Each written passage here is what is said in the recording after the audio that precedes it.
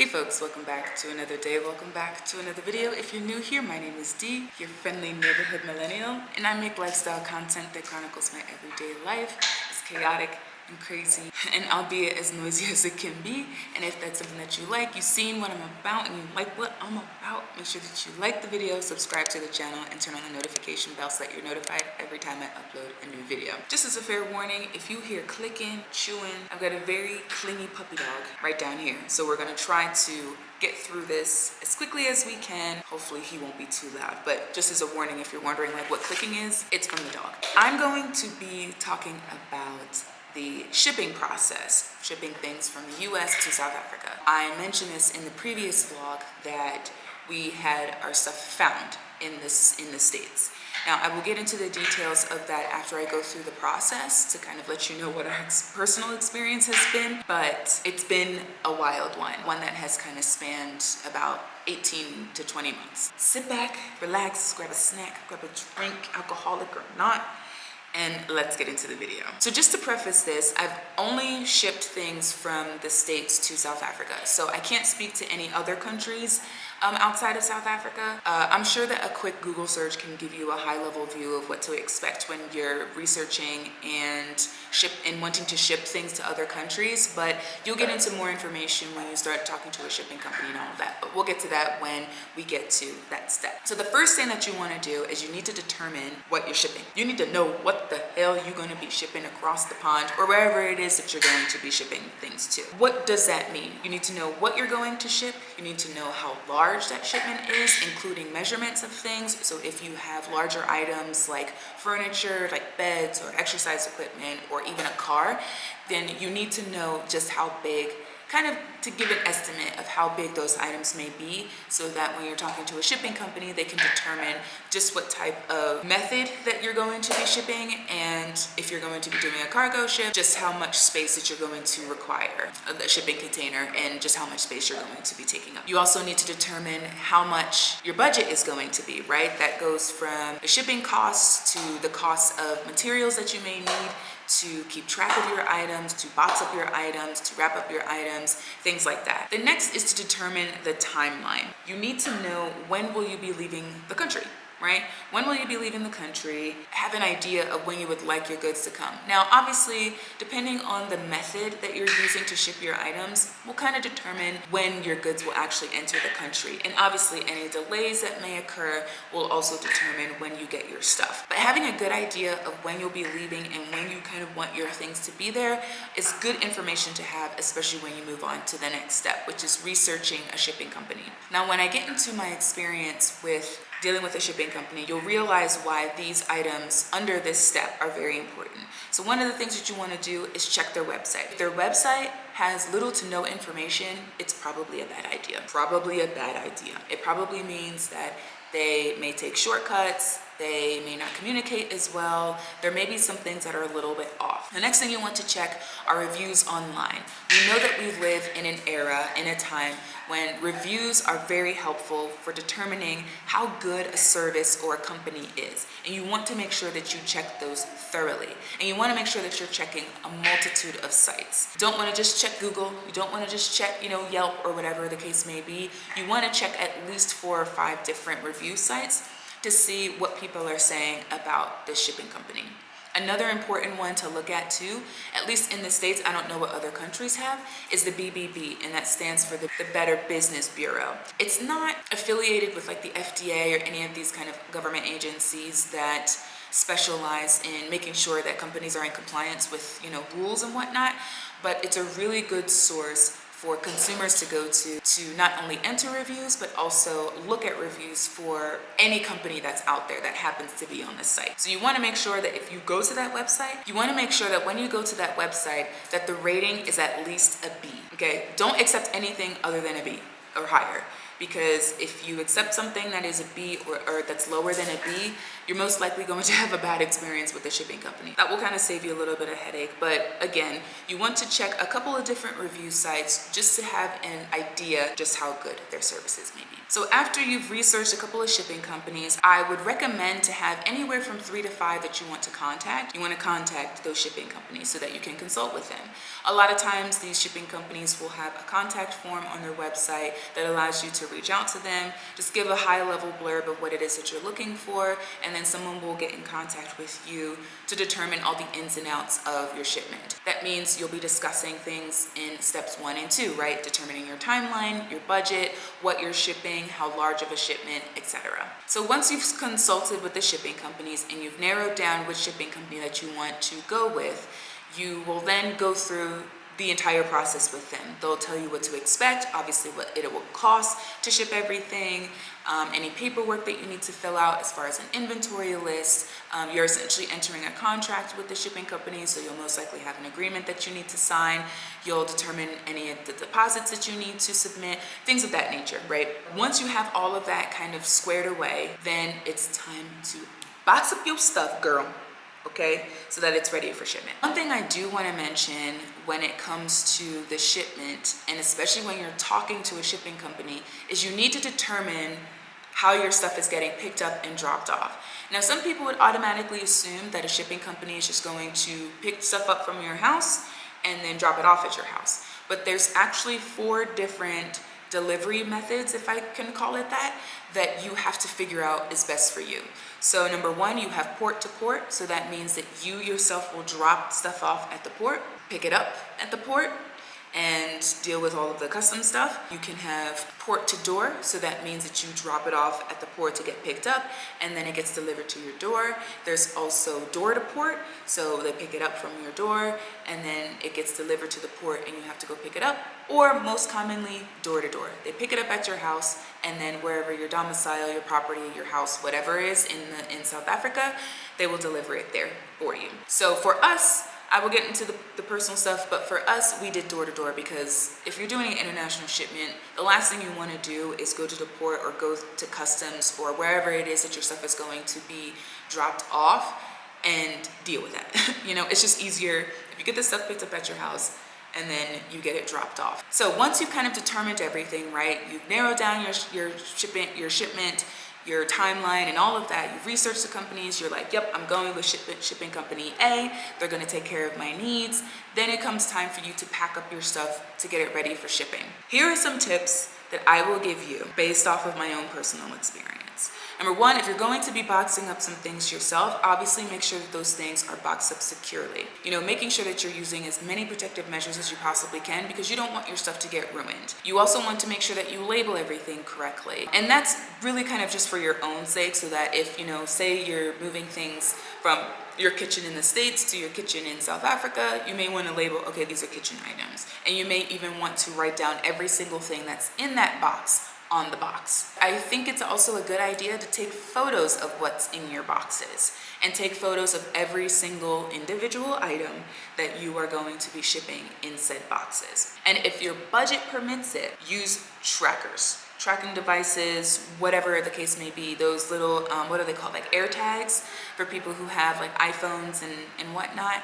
Whatever the equivalent is to that, use those if your budget permits, because I know those things can be kind of expensive once you start purchasing a couple of those types of tracking devices. So once the shipping company has picked up your things, everything's packed, ready to go, then it's time for you to travel. You'll most likely travel before your items get shipped because you want to make sure that the property that you are staying at is set up so that they are ready, so that it's ready to receive the goods that you're going to be shipping. So once your items are shipped, you should receive the necessary paperwork to allow your items to ship, i.e. a bill of lading.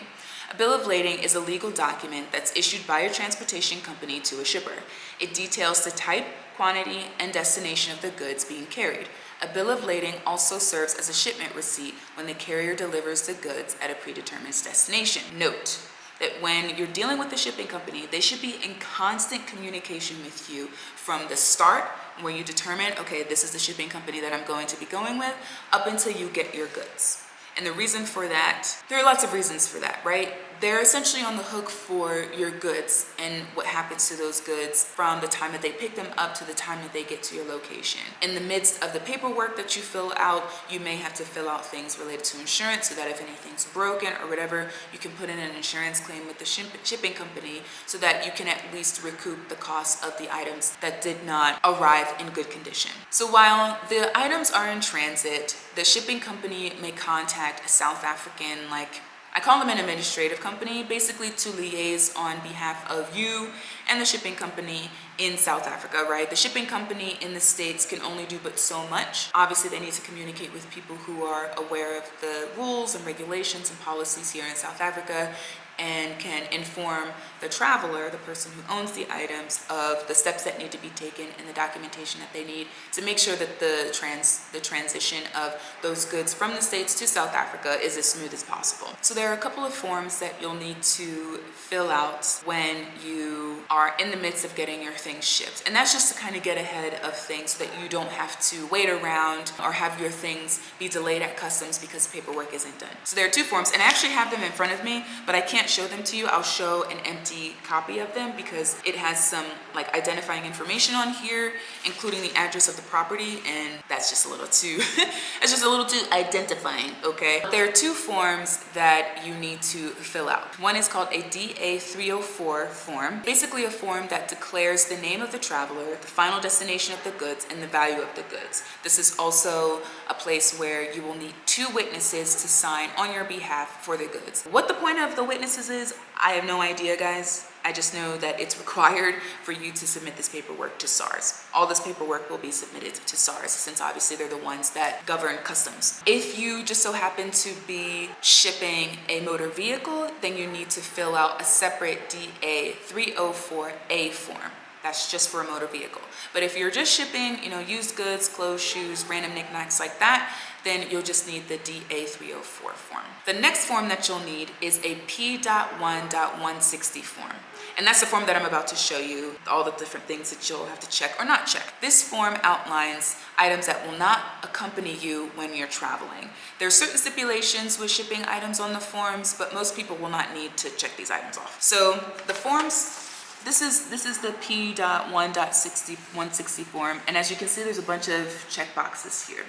They have things like raw goods like honey, cotton, seeds, things like that, motor cars, motor vehicles, films and recorded videos, a lot of things like televisions, a lot of things that people really won't be shipping over here unless I guess they absolutely need them. For the most part, you're just shipping like clothes and shoes, maybe some furniture, but most things are not on here. For the most part, when it comes to this form, this part will probably be blank, and then there's a section at the bottom of the form where you have to sign, basically declaring that none of the items that you're shipping are amongst this list. And then in addition to the DA-304 form, DA-304A, if you're just so happening to ship a vehicle, and the P.1.160 form is the inventory list. You need to make sure that the things that you're shipping, the list of things that you are shipping, are accompanying these forms when you go to SARS. So then once you have everything gathered together, you've got all your forms, you've got your witness signatures, you've got your own signature, you've got your address, you've got everything that you need to fill out these forms. You will go to SARS, they will stamp your form. You basically just wait for your shipment.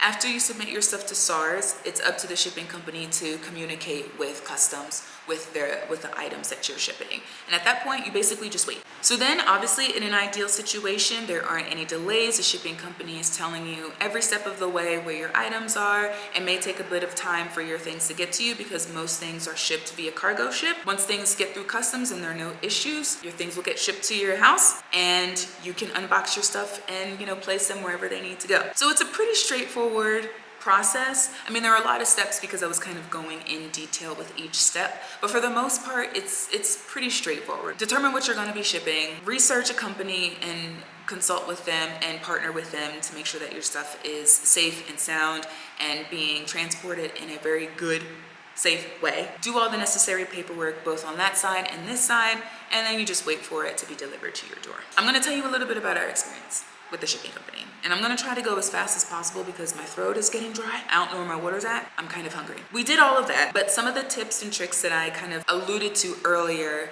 are because they're things that I did not do before. And if I ever ship internationally ever again, even if it's within the African continent, I will make sure that I keep these things in mind.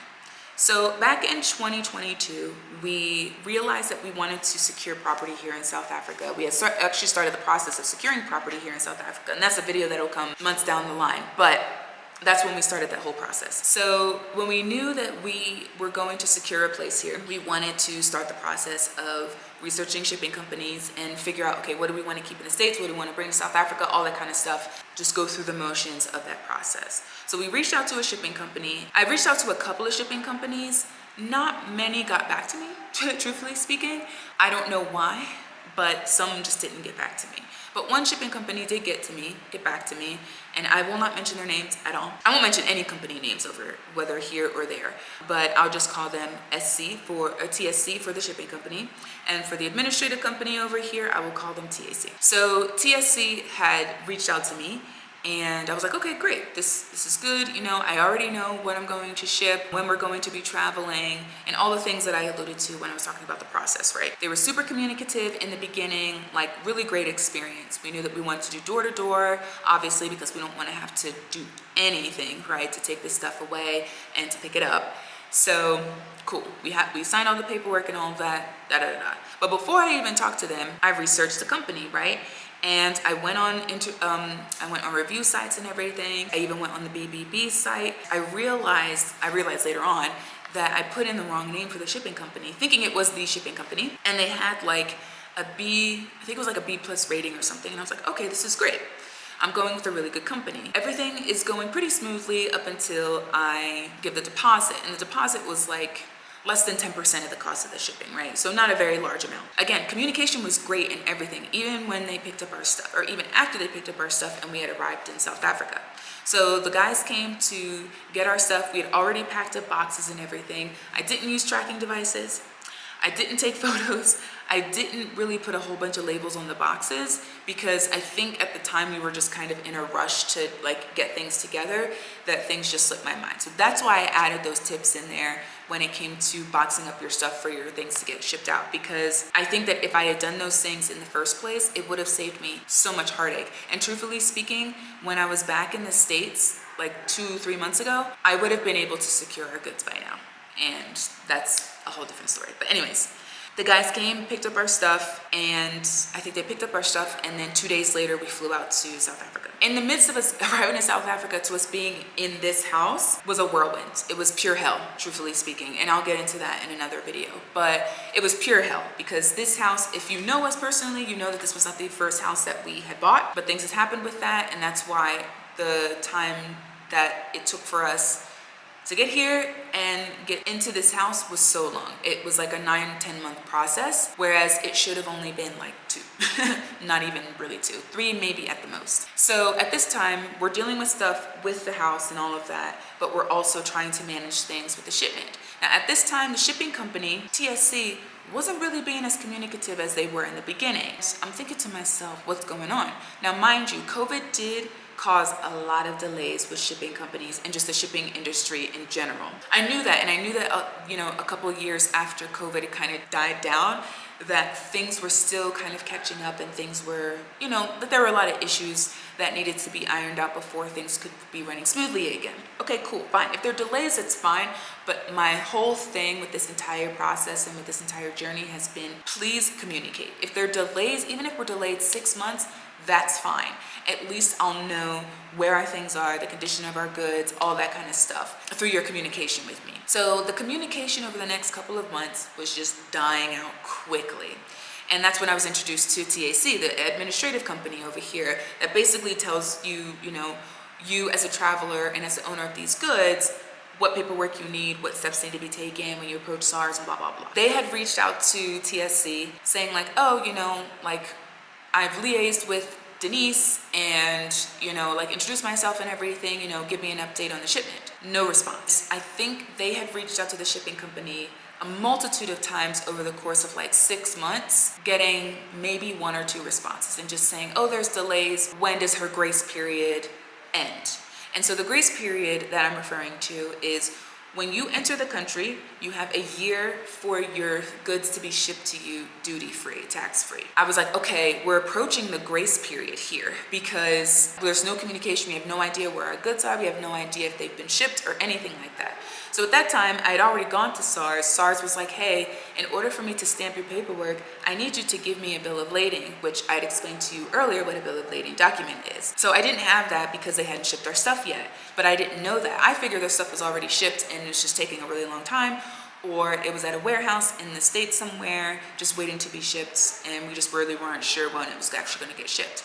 There was at one point where we had a couple of dates given to us when things were gonna get shipped out with a possible delivery date, and it was literally like maybe 45-day type shipment timeline. And I was like, okay, that's perfectly fine. So when those dates came and went, I was just like, okay, what's going on with our stuff? So from that point on, we did not hear from the shipping company at all. And neither did TAC, the administrative company over here. So it got to a point where I reached out to the administrative company and just said to them, like, look, I need to figure out where our stuff is before I can really start working with you as far as like the paperwork and everything goes, because how can I work with you if I have no idea where my stuff is at and possibly won't have a shipment to ship anymore?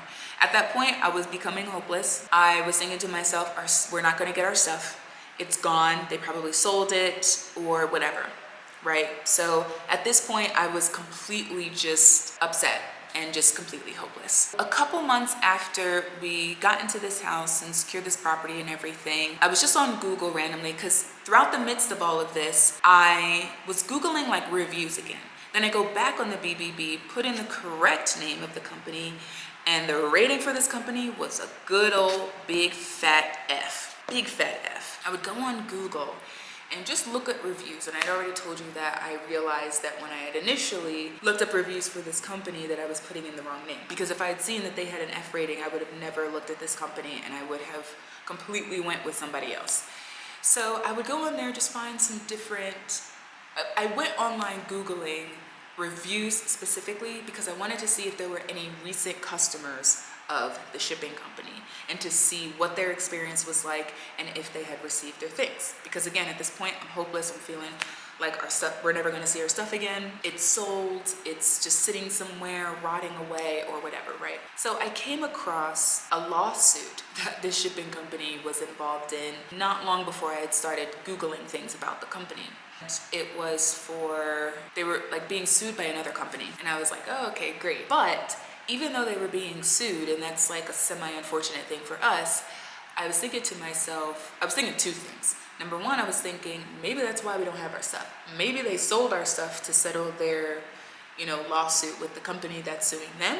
And number two, I was thinking, okay, I might be able to get in touch with the lawyers to see what the communication is like, and maybe they could help us get our stuff back. So I reached out to the law firm that was representing the company that was suing the shipping company. The lawyers that were on the case were based in two different states. And so one was in state A and the other was in state B. And so I first reached out to the lawyers in state A, and they were basically like, nah, like we can't take on your case. Essentially saying it's too simple of a case. The only way that we're going to take your case is if other people are affected, and then we can put together a class action suit against the company. So I knew that was a semi-dead end, whatever. But then I contacted the lawyers of the same firm, but just in a different state, in state B, and they were like, I'll review it, and then I'll get back to you if we're able to take on the case. So luckily for us, they were able to take, oh my gosh, I'm dying. So luckily for us, they were able to take on our case, and they were really, really kind, like really great people to work with so far. There was a retainer for like $25,000, which is not something that we just like had on reserve and everything. It was like definitely more than what we had in like our US savings. And I was just like, oh man, like the fact that they're doing this basically as a courtesy is really great. Like I'm very thankful that we were able to secure their services. So for the past couple of months, we've been working with lawyers to get our stuff back, at least to know where our stuff is so that we can plan accordingly. So we've been dealing with them for more than 6 months, I think, at this point. Guys, it's been a whirlwind of a journey. We missed the 1 year window for the duty-free stuff, which I'll get into that stuff in a second. But because of the delays of communication, delays of shipment, all of that, it pushed us outside of that 1-year window to get our stuff tax-free. Obviously, we don't know where our stuff was at this point. So we're thinking it's completely lost, it's sold, whatever, but we don't know because they're not telling us anything. So then one day, in the midst of all of this, I found somebody who had put in a review of this company that was kind of recent. Like, I think they put their review in the same month that we secured this property. And I was like, oh, I want to message this person because they're basically having the same experience that I'm having. And let me tell you guys, when you read the reviews about this company, obviously I'm not going to give the name, 99% of them are really freaking bad. And I just think to myself, man, Denise, you should have done so many different things differently, but we're here. Right? And the reason why we're here, I think, is to help people and to educate people go through bad things that other people don't have to. So in the midst of all this, I find somebody who had the same experiences as me, and it was more recent because I feel like a lot of the reviews, other than my own, not that recent, like maybe within a year, but not so much. I could see the person's first name and like their last initial, but I couldn't see the last name. So I was like, how am I supposed to get in touch with this person? There's obviously no email on here, and there's no messaging. There's no way for me to message this person on these forums. So I was racking my brain and trying to figure out how to get in touch with them. So then I had a eureka moment, and I was like, oh, maybe I can use a little bit of context clues to do some sleuthing on Facebook and find this person.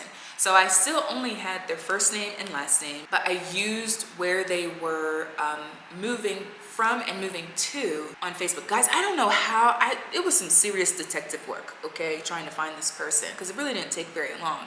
But I was able to just kind of search really quickly on Facebook for this person that basically fit all these things that they had mentioned in their profile. I reached out to them. I said, hey, my name is Denise. This is my situation. I saw that you use TSC as well, and I see that you didn't get your stuff. You know, this is the lawsuit that they're involved in. You know, if you want to talk about it or whatever, you know, maybe we can help each other out. I have secured lawyers, blah, blah, blah. You know, give me a call. I didn't hear from this person for a while. Like, it had to have been at least like 5-6 months, maybe. I'd have to, actually, I can tell you now, when I had messaged this person. I had messaged this person in January, and they just got back to me like a month ago. So it was over 6 months that I had sent that message. So after about a month of not hearing from them, I was like, okay, maybe it's just a lost cause, or I wasn't anticipating hearing from them or anything like that, right? So then, you know, we're just still working with the lawyers to put out the documentation for everything and, you know, get the complaints put in and the summons put in and all that other stuff. I had reached out to the lawyers one day, just like asking for just a really quick update. So the time from, like, the timeline of everything is a little muddled, and I can look at my phone and my emails and everything, but I don't want to go on for much longer than I actually have to at this point, because I've been talking for forever and a day. Within like a week of each other, the person that I had reached out to about their experience with the shipping company had gotten back to me. They had said that the shipping company had reached back out to them about 8 or 9 months after they had put their review out and had shipped out their stuff.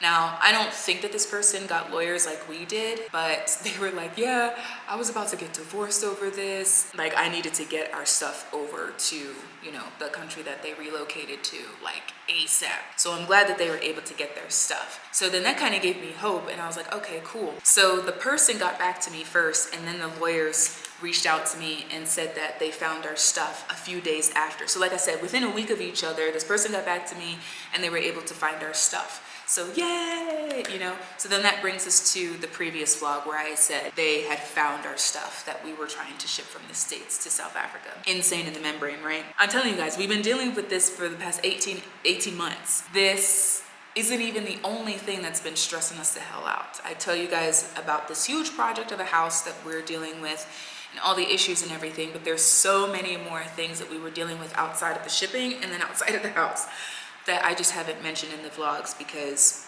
you know, we just had to wait until things got settled and then I could feel comfortable enough about talking about them. That brings us to today. The lawyers are in touch with the shipping company. Obviously, we're not going to talk to them ever again.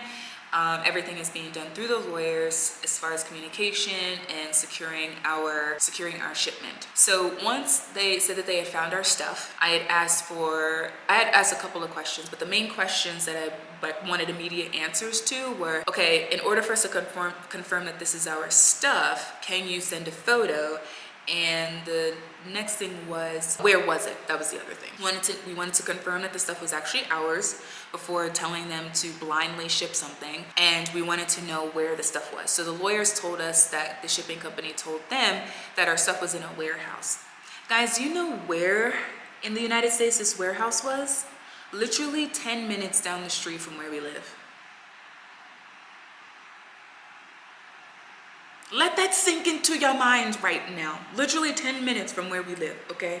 In the States. And I was just like, are you flipping kidding me? Are you flipping kidding me? Like, I'm very happy that they found our stuff, but at the same time I was like, I could have, because I said earlier in the video that I could have secured all this stuff when I was in the States and we would have had our stuff by now. Because I went to the States for like a month. It was literally down the street from where our stuff was sitting. We just hadn't had any communications while I was there in the States. Couldn't believe it. I absolutely could not believe it. I thought it was going to be on the other side of the country in some capacity. I thought it might have been held up in another country or something, but no, it was literally down the street. That's kind of where we're at today. The last thing that I wanted to talk about, still in relation to my experience and everything, is going to SARS. Guys, that you have to take the DA-304 form and the P.1.160 forms in addition to your inventory lists, obviously your witness signatures, your signatures, dates, everything like that to SARS so that they can stamp your stuff, get the show on the road as far as things going on here in South Africa. Originally, we were advised that we needed 3 copies of both of those forms, an inventory list to go with each of those forms, and then of course we needed our 2 witnesses to sign each form. What else did we need? I think that's all we needed. Go to SARS, they'll stamp it, good to go. The first time we went to SARS, before all of this stuff went down, before we secured lawyers, before the communication with the shipping company just ceased to exist, we went to SARS and they were like, no, we can't accept this because we need your bill of lading.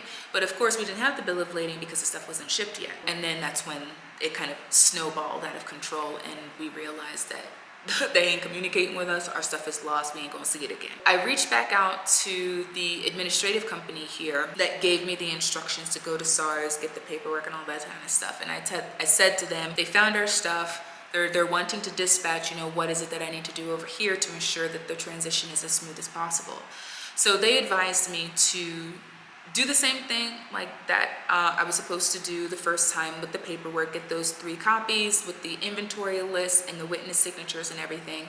But this time, because it was outside of the 1-year window, right? Because you have a year after you enter the country to get your stuff here for it to be duty tax free, to ask for leniency. So they told me that I needed to get an affidavit. I needed the affidavit certified, so you can do that at the police station or the post office. And you basically have to get all your evidence. So all the emails I had showing lack of response between me and the shipping company and the administrative company, like all my evidence supporting our case so that I present this to SARS, they will give us leniency. Otherwise, we'd be responsible for like a 30 to 40% duty tax plus VAT, which is like 15%, I think.